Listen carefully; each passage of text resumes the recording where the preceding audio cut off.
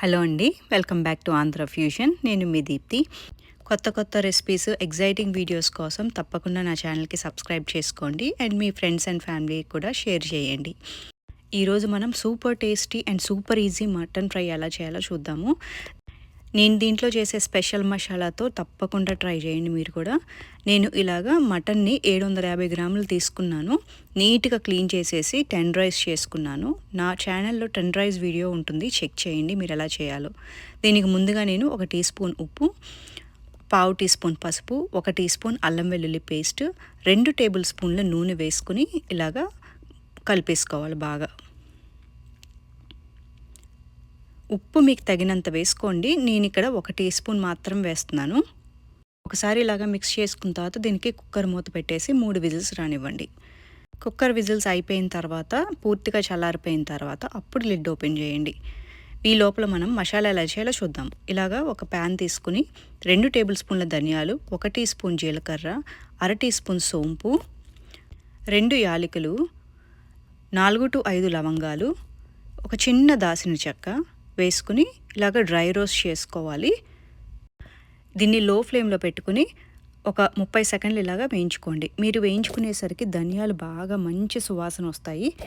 ఇవి అయిన తర్వాత 4 ఎండుమిరపకాయలు ఇలా వేసుకోండి. దీన్ని కూడా స్లోగా రోస్ట్ చేసుకోండి. ఇది కంప్లీట్గా స్లో ఫ్లేమ్లో మాత్రమే పెట్టి రోస్ట్ చేసుకోవాలండి, లేకపోతే మసాలా అంతా మాడిపోతుంది. అండ్ నేను ఒక గుప్పుడు కరివేపాకు ఇక్కడ వేసుకున్నాను. ఇది ఒక్కసారి కరివేపాకు కూడా బాగా వేగిపోయిన తర్వాత, క్రిస్పీగా అయిపోతుంది మీ కరివేపాకు వేగిన తర్వాత. ఇది మీకు కంప్లీట్గా వేగేసరికి ఒక 2 నిమిషాలు పడుతుందండి, ఎందుకంటే చాలా స్లో ఫ్లేమ్లో వేయిస్తున్నాం కదా ఇది మనం. సో హై ఫ్లేమ్లో అయితే అస్సలు పెట్టద్దు. ఇలా అయిపోయిన తర్వాత ఒకసారి దీన్ని స్టవ్ ఆఫ్ చేసేసి మిక్సీలో చల్లారిపోయిన తర్వాత మిక్సీలో పెట్టేసుకొని గ్రైండ్ చేసేసుకోండి. మెత్తగా పౌడర్ లాగా అయిపోవాలి. ఇప్పుడు మనము సేమ్ ప్యాన్లో ఒక 4 టేబుల్ స్పూన్ నూనె వేసుకొని 2 బిర్యానీ ఆకులు, ఒక చిన్న దాల్చిన చెక్క, 2 ఎండుమిరపకాయలు, 2 లవంగాలు, 1 యాలక వేసుకుని వేయించుకున్న తర్వాత ఒక చిన్న ఉల్లిపాయని ఇలా కట్ చేసుకుని స్లైసెస్ కింద కట్ చేసుకోవాలండి. అండ్ 2 పచ్చిమిరపకాయలు వేస్తున్నాను ఇక్కడ నేను. ఉల్లిపాయ ఇలాగా సగం వేగిన తర్వాత ఇప్పుడు ఒక గుప్పెడు కరివేపాకు వేసుకోవాలి మనం. కరివేపాకు దీనికి, ఈ డిష్కి కరివేపాకు చాలా చాలా మంచి ఫ్లేవర్ ఇస్తుంది. చాలా చాలా ఇంపార్టెంట్ అండి కరివేపాకు ఈ డిష్కి. ఇలాగ వేయించుకున్న తర్వాత ఇప్పుడు ఆనియన్ని పూర్తిగా వేగిపోనివ్వండి. వేగిపోయిన తర్వాత ఒక 1/2 టీ స్పూన్ మళ్ళీ అల్లం వెల్లుల్లి పేస్ట్ దీంట్లో వేసుకోవాలి. 1/2 టీ స్పూన్ మాత్రమే వేసుకోండి, ఎక్కువ వేసుకోవద్దు. ఆల్రెడీ కుక్కర్లో పెట్టేటప్పుడు మటన్లో మనం ఆల్రెడీ 1 టీ స్పూన్ వేసుకున్నాము, ఇది ఒక 1/2 టీ స్పూన్. ఈ అల్లం వెల్లుల్లి పచ్చివాసన పోయే వరకు బాగా వేయించేసుకోండి. ఇది ఒక 2 to 3 నిమిషాలు పడుతుంది. వేయించుకున్న తర్వాత ఇప్పుడు మటన్ మనకు ఆల్రెడీ ఉడికిపోయింది కదా కుక్కర్లో, అది వాటర్తో సహా పోసేసేయండి దీంట్లో. మనం కుక్కర్లో అయితే అసలు వాటర్ పోయలేదు మనము. సో ఇదంతా కూడా మటన్ నుంచి వచ్చిన వాటర్ బేసిక్గా. సో మొత్తం ఇలా వేసేసిన తర్వాత మొత్తంగా కలిపేసుకుని దీన్ని హై ఫ్లేమ్లో ఒక 5 నిమిషాలు హై ఫ్లేమ్లో పెట్టి దీన్ని వేగనివ్వండి. ఎందుకంటే ఈ వాటర్ అంతా కూడా మీకు థిక్గా గ్రేవీగా ఫామ్ అయిపోవాలి. 5 నిమిషాలు అయిన తర్వాత చూసారు కదా వాటర్ ఎలా ఉందో, గ్రేవీగా ఫామ్ అవుతుంది. ఇంకా గ్రేవీ అయిపోవాలి.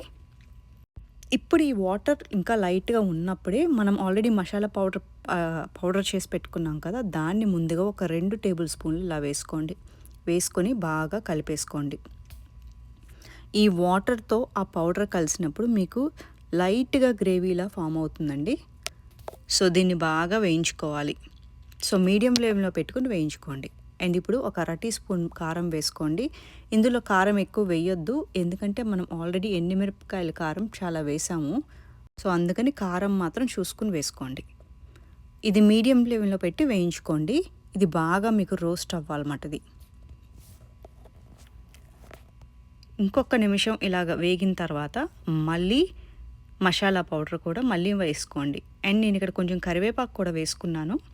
కరివేపాకు ఈ డిష్కి చాలా మంచి ఫ్లేవర్ ఇస్తుందని చెప్పాను కదా. మధ్యలో ఒక 4-5 ఆకులు వేసుకుంటూ ఉండండి. అలాగా ఒక గుప్పుడు కరివేపాకు అయితే నేను పక్కన పెట్టుకున్నాను కంప్లీట్గా ఈ డిష్కి. అండ్ దీన్ని మళ్ళీ ఒక 2 నిమిషాలు వేగిన తర్వాత మిగతా పౌడర్ మొత్తం ఇప్పుడు వేసేసేయండి. మనం చేసిందంతా ఈ డిష్కే పౌడరు. సో మీకు కంప్లీట్గా వేసేసుకోండి, ఏం ప్రాబ్లం లేదు, సరిపోతుంది, పర్ఫెక్ట్గా ఉంటుంది. దీన్ని ఇలాగ మళ్ళీ ఒక 2 మినిట్స్ బాగా రోస్ట్ చేయండి. మీడియం ఫ్లేమ్ మీద పెట్టి రోస్ట్ చేసుకోండి.